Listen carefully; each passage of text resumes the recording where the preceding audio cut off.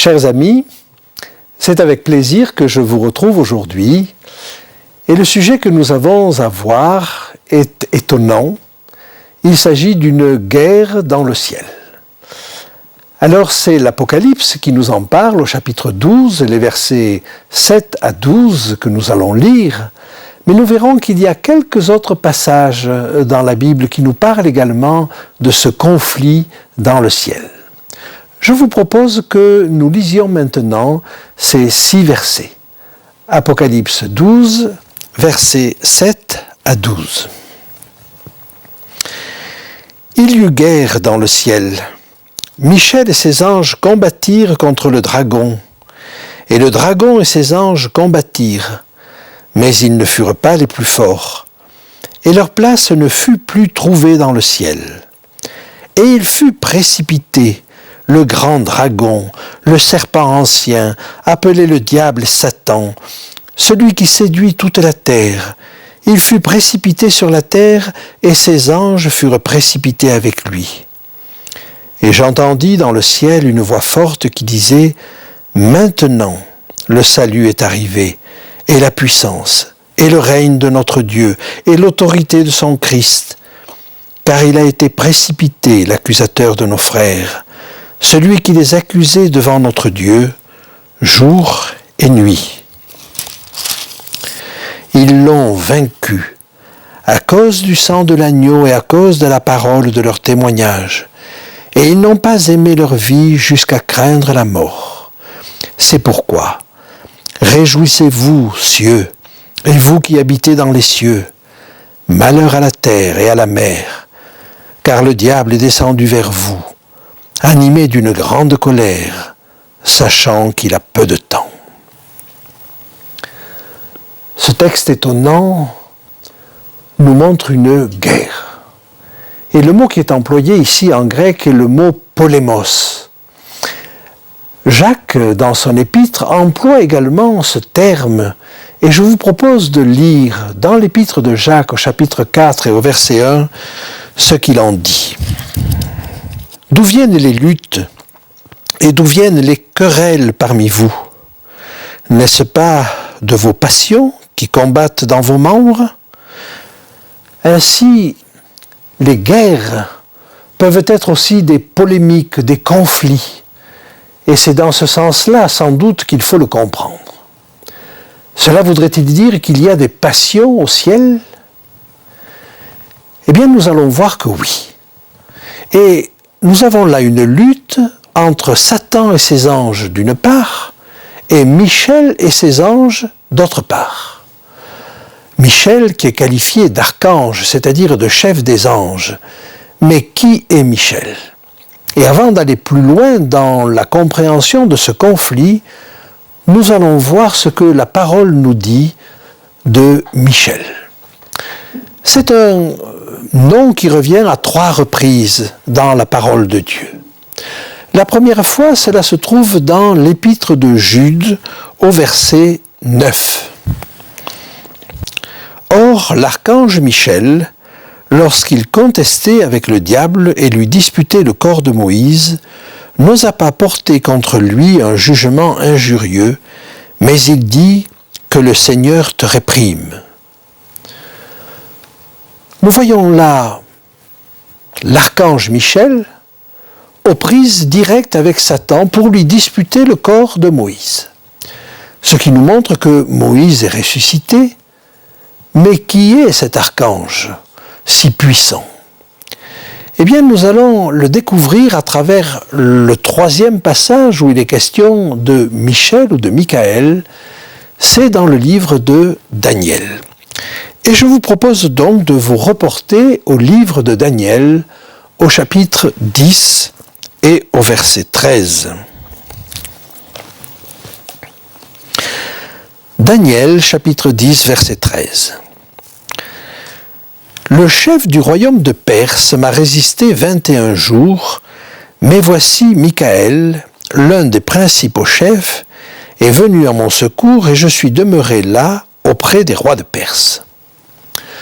C'est l'ange qui parle au prophète Daniel et qui lui dit, voilà, j'ai lutté contre le chef de la Perse pendant 21 jours.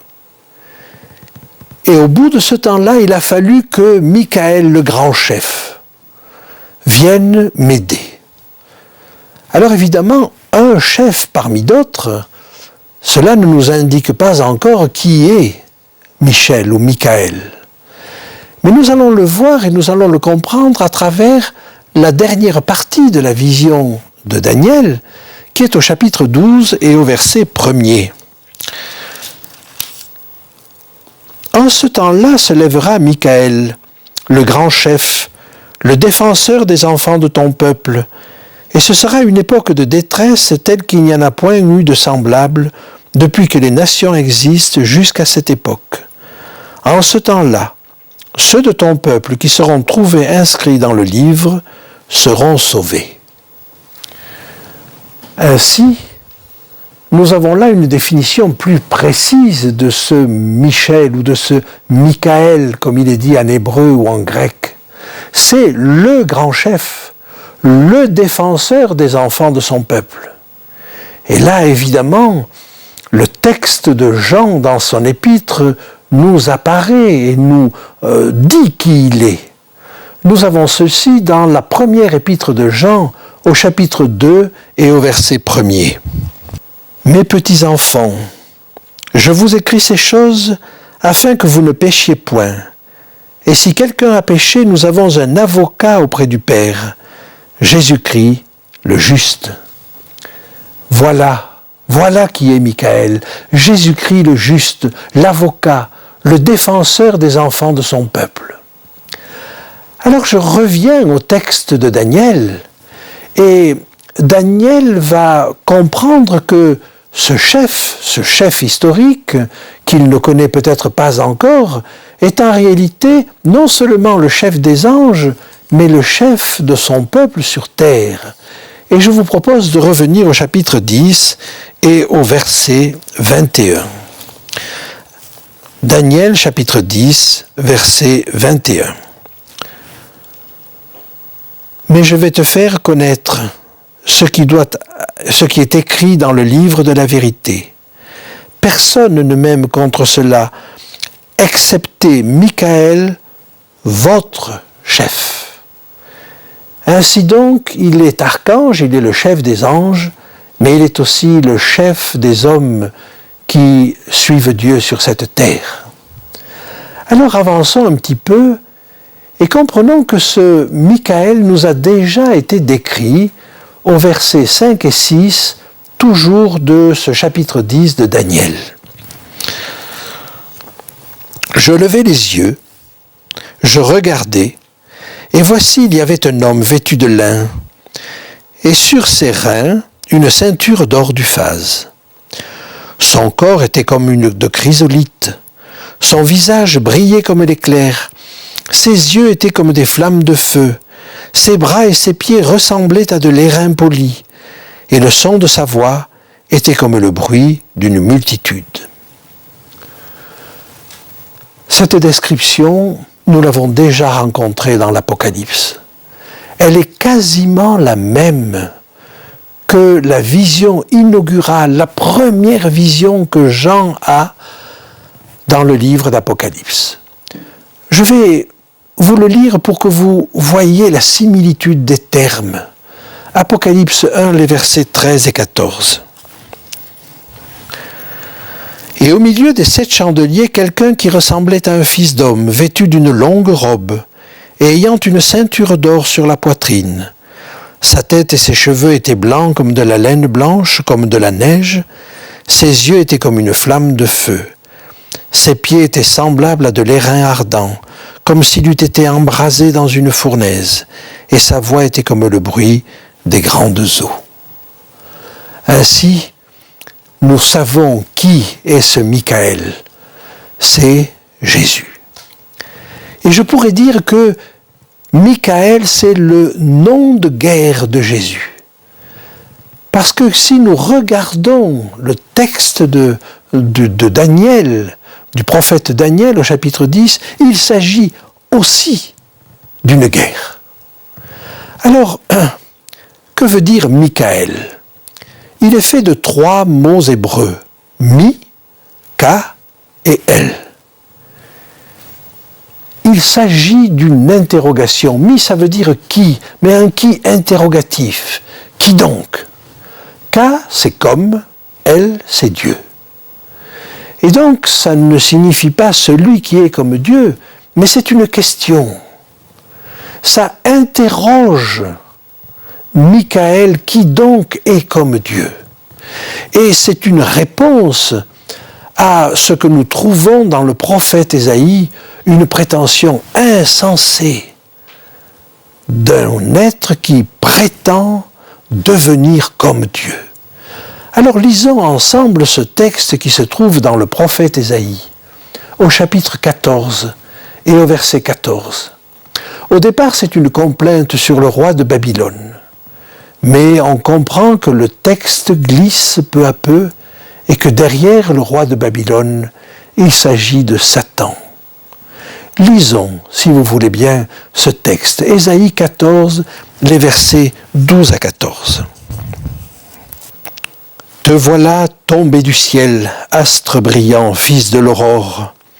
Tu es abattu à terre, toi le vainqueur des nations. Tu disais en ton cœur, je monterai au ciel. J'élèverai mon trône au-dessus des étoiles de Dieu. Je m'assiérai sur la montagne de l'assemblée, à l'extrémité du septentrion. Je monterai sur le sommet des nues. Je serai semblable au Très-Haut. » Et face à cette prétention, je serai semblable au Très-Haut, prétention de Satan, la réponse de Jésus n'est pas de se dire lui seul semblable au Très-Haut, mais c'est une interrogation. Qui donc peut prétendre être semblable au Très-Haut? Qui donc est semblable à Dieu? Et j'aimerais vous dire que ce nom même peut être une aide face à toute tentation qui peut survenir. Chaque fois que l'idée me vient de faire quelque chose où peut-être ma conscience me reproche, mais où je me dis que quand même il y a des raisons, à ce moment-là, je peux me rappeler de Michaël. Mais qui donc est semblable à Dieu pour me dire de faire quelque chose que Dieu me dit de ne pas faire? Et là, je suis aidé par l'idée que personne ne peut me dire quelque chose qui est contraire à ce que me dit Dieu. Alors j'aimerais maintenant vous entraîner dans une analyse un petit peu plus poussée de ce texte de Daniel 10. Et nous allons observer un phénomène un petit peu curieux, c'est la différence qu'il faut faire entre les rois et les chefs. Je vous invite à revenir dans ce chapitre 10 de Daniel au verset 13. Il est dit ceci: « Le chef du royaume de Perse m'a résisté 21 jours. Mais voici Michaël, l'un des principaux chefs, est venu à mon secours et je suis demeuré là auprès des rois de Perse. » On comprend qu'il y a un combat. Et pendant 21 jours, l'ange a lutté contre ce chef de la Perse. Et il dit en fin de verset qu'il est resté là auprès du roi de Perse. Si nous avançons un petit peu, au verset 20, nous lisons ceci. Il me dit, sais-tu pourquoi je suis venu vers toi? Maintenant je m'en retourne pour combattre le chef de la Perse. Et quand je partirai, voici le chef de Javan viendra. Ainsi donc, il y a un véritable combat contre le chef de la Perse à 2 reprises. Mais cela est-il compatible avec le fait de se tenir auprès du roi de Perse? Et la même idée de se retrouver auprès du roi de Perse nous est donnée de nouveau au chapitre 11 et au verset 1er. Et moi, la première année de Darius le Mède, j'étais auprès de lui pour l'aider et pour le soutenir. Ainsi donc, j'aimerais souligner qu'il y a là une différence entre les chefs et les rois. Les chefs sont ceux contre lesquels l'ange va lutter. Ce sont des chefs spirituels, alors qu'il se tient auprès des rois pour les aider, pour les soutenir, pour les encourager à prendre la bonne décision. Et le texte que nous trouvons dans l'épître de Paul aux Éphésiens va nous aider à comprendre cela. Éphésiens, chapitre 6, verset 12. « Car nous n'avons pas à lutter contre la chair et le sang, mais contre les dominations, contre les autorités, contre les princes de ce monde de ténèbres, contre les esprits méchants dans les lieux célestes. » Le véritable combat ne se situe pas contre les autorités de cette terre. Et nous avons à prier pour les autorités de cette terre. Par contre, s'il y a un combat à mener, il est contre les autorités dans les lieux célestes. Mais ce combat nous dépasse. Et ce sont les anges qui le mènent. Alors, le combat qui se mène là est un combat ancien.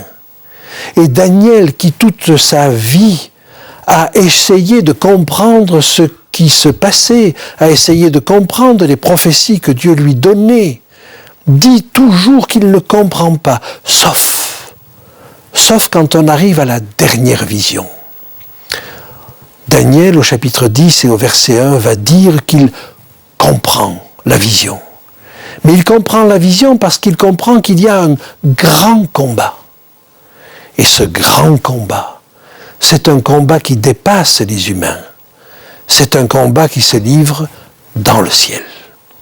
Alors ce combat ancien, vous en avez déjà entendu parler dans Job, dans le livre de Job. Et on est étonné, on a parfois peine à croire à cet enjeu, à cette polémique dans le ciel. Mais pourtant, l'enjeu est tel que Satan va entraîner un tiers des anges à sa suite. Et quel est l'enjeu? L'enjeu, c'est l'amour inconditionnel. Quand Satan discute avec Dieu et que Dieu lui fait remarquer que Job est un serviteur fidèle, il lui dit oui, mais touche à ses biens, touche à ses propriétés, et je suis sûr qu'il te maudit en face. Job ne va pas maudire Dieu. Il va rester fidèle. Lisons ensemble, si vous voulez, dans le premier livre de Job, dans le livre de Job, les premiers versets, au chapitre 1er, les versets 8 à 11. L'Éternel dit à Satan, « As-tu remarqué mon serviteur Job? Il n'y a personne comme lui sur la terre. C'est un homme intègre et droit, craignant Dieu et se détournant du mal. » Et Satan répondit à l'Éternel, « Est-ce d'une manière désintéressée que Job craint Dieu? Ne l'as-tu pas protégé, lui, sa maison et tout ce qui est à lui? Tu as béni l'œuvre de ses mains, et ses troupeaux couvrent le pays. Mets étends ta main, touche à tout ce qui lui appartient, et je suis sûr qu'il te maudit en face. » Ce que Satan est en train de dire, c'est que le fait de servir Dieu de manière désintéressée n'existe pas. L'amour désintéressé n'existe pas. Et quand on se reporte à la tentation de Satan vis-à-vis d'Ève, il lui dit « Mais Dieu sait que le jour où vous mangerez de ce fruit, vous connaîtrez le bien et le mal et vous serez comme des dieux. » En d'autres termes, il laisse entendre que Dieu a une chasse gardée et que l'amour de Dieu n'est pas si désintéressé que ça. Ainsi, Satan, devant l'homme, accuse Dieu et devant Dieu, accuse l'homme. Mais voyez-vous, c'est un combat dans le cœur de chacun. Et ce combat, il nous faut le mener jusqu'au bout. Et nous sommes invités à le mener jusqu'au bout. Alors, ma proposition est de vous dire, que voulez-vous faire? Ce combat qui se livre dans chacun de nos cœurs, mais ce combat qui se livre devant l'univers, qu'allons-nous faire? Que pouvons-nous faire? Est-ce qu'il nous dépasse? J'aimerais vous montrer un dernier élément. Revenons dans ce livre de Daniel au chapitre 10. Daniel chapitre 10. Et vous faire observer juste une petite chose. Daniel a prié 3 semaines. Daniel chapitre 10 verset 2. En ce temps-là, moi Daniel, je fus 3 semaines dans le deuil. Je ne mangeai aucun mets délicat. Il n'entra ni viande ni vin dans ma bouche. Je ne moignis point jusqu'à ce que les 3 semaines fussent accomplies. Daniel va prier et va jeûner parce qu'il a quelque chose d'important à demander à Dieu. Mais quelque chose se joue qui est au-dessus de lui et qui le dépasse. Est-ce que cela est efficace? Regardez au verset 13. Le chef du royaume de Perse m'a résisté 21 jours. Mais voici Michaël, l'un des principaux chefs, est venu à mon secours et je suis demeuré là auprès des rois de Perse. 3 semaines. Daniel a prié 3 semaines. Et l'ange s'est battu avec l'ange et avec le roi des Perses 21 jours. La prière de Daniel a mobilisé les forces du ciel, au point de mobiliser, si c'est nécessaire, Michaël lui-même. Et ce que je voudrais vous dire aujourd'hui, c'est que cette guerre dans le ciel, qui est bien au-dessus de nous, nous y avons part. Nous y avons part par la prière, parce que la prière mobilise les anges, mobilise les forces du bien contre les forces de l'ennemi. Et nous allons voir bientôt comment cette guerre se joue aussi dans chacun de nos cœurs.